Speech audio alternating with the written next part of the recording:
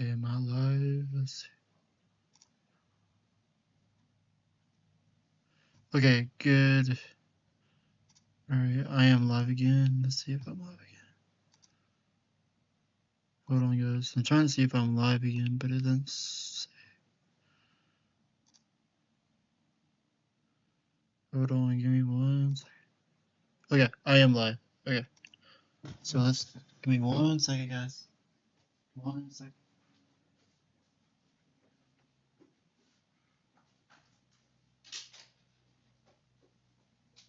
Okay, trying to get the chat loaded up here so I can answer some questions whenever y'all got it. Okay, give me 1 second and we'll get started, guys. 1 second, we'll get started on the tropics here.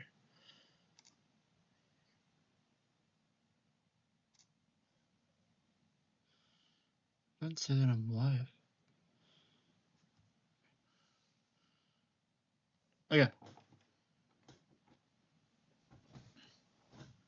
Okay, y'all ready? Okay, let's get started. So I want to talk first about the day one outlook from the Storm Prediction Center. We're going to talk about there is severe weather today. We do have a slight risk of severe weather today across this area right in this circle here. There is a slight risk of severe weather. We're keeping an eye on that. With the advancing cold front that's coming through, we have a marginal risk that stretches all the way to the Oklahoma and western panhandle of Texas there. Hail, damaging winds, isolated tornado threat, most likely being Kentucky and West Virginia and Tennessee, but I don't expect a big tornado outbreak or somewhere in a situation like that. But let's go over and let's look at the satellite here. Let's look at let's go ahead and talk about the tropics again, because there's a major downtrend in the models with the system. Here's Invest 910 again. We are keeping an eye on Invest 910 as it traverses across the main development region. We're going to keep an eye on the system, because the more the system, the more downtrend we have, the less. I mean, even though it's so weak right now, it doesn't mean that it's going to dissipate and go away. I've seen a lot of channels out there say it's going to go away, it's not going to do much. We don't know that at this time, because of the dry air it's going into right now. There's so much dry air in place right now that it's cutting off some of the circulation there, and it's starting to get into more dry air situations like that. So we'll definitely keep an eye on that. So I want to take a look. There's another tropical wave right here that we're keeping an eye on right here. There's another tropical wave that is starting to really explode a little bit with convection there. We're going to watch that one, and here's another one right there. So there's two more tropical waves coming off the coast of Africa as I speak now. So we're going to talk about that. We're going to talk about the models that are going to come in, that are coming in now, and then we're going to talk about the upcoming pattern that supports more tropical waves off the coast of Africa, and we're going to talk about cooler weather that's coming into the United States, and if we're going to get our first, and see if what kind of regions get their first snowfall of the season, and frost potential that's coming our way as well. So if you're new to the channel or want to help me spread the word, please smash that like button and subscribe to the channel and hit that notification bell and get notified when I go live as well. So let's go ahead and get into model data right now. So we're going into model data. Let's go here, the Caribbean. So let's go to the Atlantic Basin. All right, so we're going to go to the European model. The new European 12Z is coming in now, so we're going to take a look at that real quick. Okay, we're going to go to the European model, and we're going to go to the 500 millibar heights here. Okay, so here's the European model. We're zooming into the Atlantic Basin here. Got a low pressure. There's a big storm, that the big cold front that's happening across the country right here is what's spreading that trough that's exploding down toward bringing that front into the country right now. Let's time this out all the way out to about Saturday at 7 o'clock. Now there's a ridge of high pressure right here. That's where my cursor is right now. That's the ridge of high pressure. You've got Invest 91L somewhere around here. It's like right there. And as you go, the European model really weakens it a lot. So the high pressure to the north moves to the north and east, and that gives it room maybe to try to intensify just a little bit. We go to the precipitation here. You can see more tropical waves coming off the coast of Africa. Now we are going to watch the Caribbean basin and the Gulf of Mexico, the Gulf Stream here for potential tropical development as we head into September. So the European models picking up on some thunderstorm development across the Caribbean and the Gulf, some in the main development region as well. But we're going to have to keep an eye on that because the faster that the more time that the system waits to develop 91L, the more time it's going to have to develop as it gets into the Caribbean. So major downtrend in the models. You can see we have a little low pressure here, but I don't think that's going to be too much there. But Invest 91L, not 95L, 91L, currently not showing up on any of the models right now. We have some tropical waves coming off the coast there, but overall, the major downtrend in the model is showing us that we may not even have a storm, but it's something to monitor because the faster we don't have a storm that the models aren't picking up on, is the worse that's going to get as it gets into the Caribbean basin. So we're going to have to keep an eye on that as things start to traverse across the Atlantic there. So now compare the European to the European AI. The European AI is not picking up on it as well. You can see we have a little bit of a low pressure right here, but not enough to say, oh, it's going to be a bad hurricane headed toward the United States or the Bahamas. But we're going to have to keep an eye on. Now the European AI really shows a September 20th, shows a decent low pressure that's trying to form tropical depression or something that's trying to form there, a decent low pressure that's trying to form there across north and east of the Lesser Antilles. So we're going to keep an eye on that. The Canadian model, same thing with the European major downtrend in these models right now, according to the models here. We're still going to keep an eye on it, but right now there's just not enough guidance to support that the system is going to completely go away, as what I'm seeing on other channels. I'm not going to say what those channels are, but we're something that we'll have to keep an eye on. What does the high pressure do once it comes out of the United States and that trough dips down further faster? Then it'll stream it to the north and northwest, stream it to the north away from the United States and the Lesser Antilles. If this thing does not do that, then we're going to talk about a landfalling system, but that's still far away to tell whether it's going to do that or not. Now I want to take a look at the European ensembles. Nope, that's not what I wanted to do. Let's look at the Canadian ensembles, the ensemble members from 0Z. 12Z is coming in now, so we'll look at that here in a little bit. But here are the Canadian ensemble members. Now, I want to warn you here, this is not a forecast. This is just a idea of what's to come here in this typically area here. We're going to have to keep an eye on it. You see the Canadian ensemble members, 0Z, doesn't show much here across the area there. But as we head toward, let's go to pressure. So it shows high pressure here, low pressure there. You've got all that there. So what does the Canadian model do? Does it even form a system at all? There's a little bit of low pressure here and something trying to form in the southwestern Gulf as we head toward the area. So we're going to have to keep an eye on that. Let's see how we're doing. Okay, so we're going to have to keep an eye on that. Still things to work out here according to the models. The European AI ensemble members are coming in. Let's look at the 6Z model runs.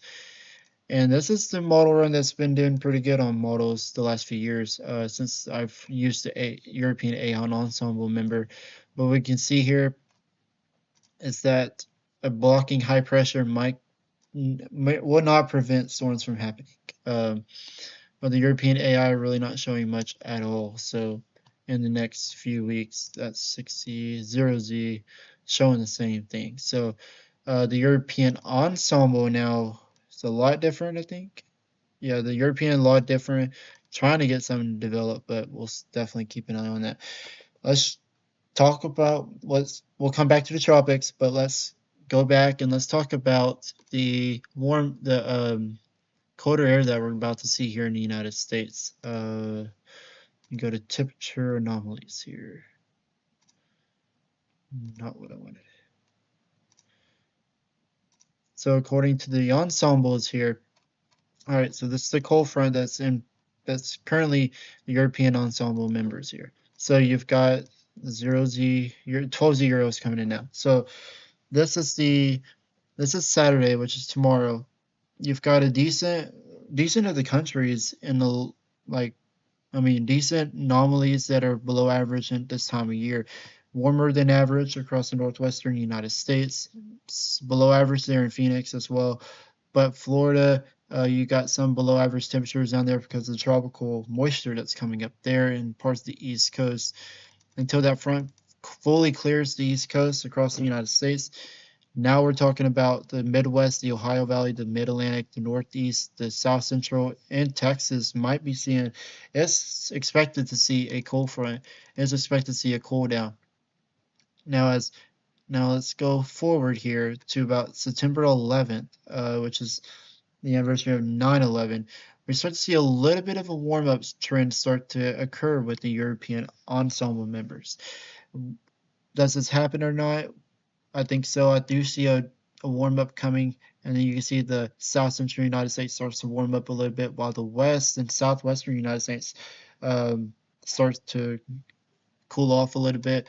And then you can see we still have below average temperatures across the Mid Atlantic, Northeast, and the Southwest and the Western United States, while the Central United States starts to warm up. So we're gonna have to keep an eye on that. And then as we go forward to September 16th, the European really shows a warm up here, much through the 19th. So we'll have to keep an eye on the warm up trend that's coming. But if we go to the Canadian ensemble member, the 12Z that's coming in now, wait a minute, let's go to 0Z. So this is Saturday, September 6th. Tomorrow, you can see got some areas that are going to be 5, 10, 15, 20 degrees below average here this time of year with this big cold front that's coming in. Then you've got Sunday could be even worse on the cold air that's coming in with this cold front. So you got portions of like Iowa, Minnesota, Illinois, Indiana, parts of Arkansas. You got 5 to 10 to 15 to 20 degrees below average. There's that warm up I'm talking to you about that's starting to occur here across Canada. The southwestern United States, you're starting to see monsoon moisture come up, so you're going to be below average. But if I go to September 10th, there is a slightly warm up that occurs, but Florida, the Carolinas, look at the western United States. This area here, man, you're talking about a big cool air that's coming in right there. So, you're talking about pretty substantial cold, not really cold temperatures, but this Friday, September 12th, you can see the western United States, parts of Arkansas and Missouri does warm up here. And the Canadian also is on board with the European ensemble, showing a warm up through September 20th. GFS, a lot different. 12Z GFS, you can see it has this warm up lasting all the way to September 9th through next Tuesday. And then it really has it lasting until September 10th, which is next Wednesday. So we're going to keep an eye on that cold front that's supposed to traverse across. And then we start to warm back up here across the central United States, Northeast, Maine, Vermont, New Hampshire. You stay below average there. So there's a lot to cover here on this channel, but we're going to start to see a warm up through September 20th if the GFS ensemble is right. So let's go ahead and take a look at deterministic model, so the European, the Canadian, and the GFS. So let's take a look at the actual temperatures here. So as we head over here, this is Sunday, 4 a.m. in the morning. We could have temperatures over in the northern plains, Minnesota, Wisconsin, and North Dakota. We could see 30s, 40s, even some 50s across, reaching all the way down as far northern Arkansas. So we're gonna have to keep an eye on that. 7 a.m. Your feels like temperatures. I mean, your actual temperatures are in the 40s. We go to the apparent temperatures. You may have see a frost potential up there across North Minnesota, North Dakota, Wisconsin, even the upper Michigan Peninsula. Then as we go forward here, you can see we're talking about pretty cold air still staying around. We could see lower 50s, mid 50s start to traverse all the way down to Arkansas. Dallas, I think you're saying the 60s on that day, but we'll definitely keep an eye on that.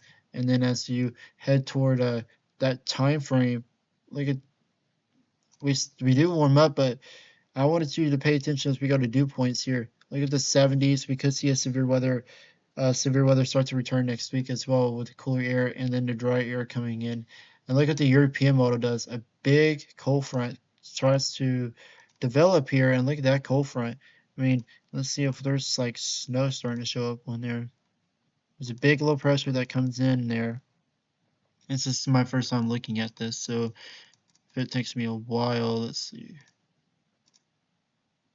So yeah, I mean, you're talking about a big cold front according to the European solution here. So if this ends up happening, the mountains might be getting some snowfall next week over in Wyoming, Montana, that area there. So we'll have to keep an eye on that, see what happens there as well. The European ensemble temperatures here next week.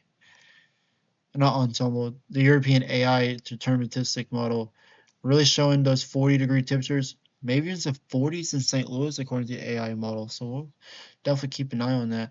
And then you go to northern, and then you go to September 10th.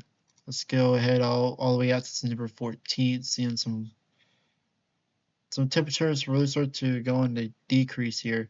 And then look at Canada, you're starting to go really below. So we're gonna keep an eye on this as well. The cold front, you can see the cold front starting to come in. I don't like looking at snowfall this far out, but because you see a couple inches of snow in the higher elevations of the Sierra Nevadas, the Colorado Rockies, those areas there. So we'll definitely keep an eye on that. The let's look at the Canadian. I have not looked at that one. And the Canadian's probably a lot. Let's see. So yeah, the Canadian's cooler too. GFS, what are you? GFS is GFS, so we'll see what the dew points here are. So yeah, so you look at that, the dew points start to rise there, and then some cooler air tries to come down here, and let's see.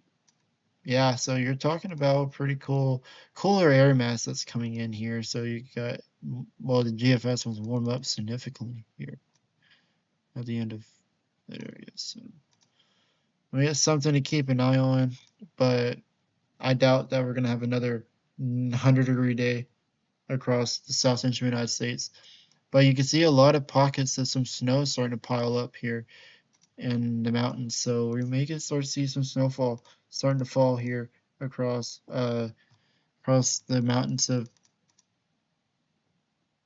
the Cascades there and the Sierras. We're gonna keep an eye on things there across the Sierras. So thank y'all for tuning in to this live update. Hope y'all consider subscribing to the channel.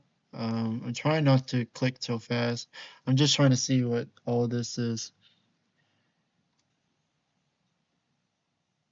So, oh, the long range forecasting. I know that's what y'all mostly want to see, but here's the anomalies throughout that you can see below average is starting to occur there. So we're gonna have to keep an eye on that. Your precipitation inches will start to get greater as we go further into the season and as we head into the fall season and winter season as well. Your 35-day temperature departure here. the anomalies here. We start to go -4 to 5 inches below normal during that time. So we're gonna have to keep an eye on that. The European weeklies just show not much. Let's see what it shows. Shows pretty good amount of rain. Florida, you might be getting some really heavy rainfall. This is throughout October 19th, so we're gonna have to keep an eye on that. CMC model is probably a lot bullish on it. Let's see. Yeah, so the CMC model, Canadian extended model, is showing that as well. So this ratio, look at that. So the ratio of snowfall, we may start to tack on to some really snowfall looking stuff. So winter is on its way. I do believe that winter is almost here. So fall is definitely here. It's going to start to come. So we'll definitely keep an eye on that as well. So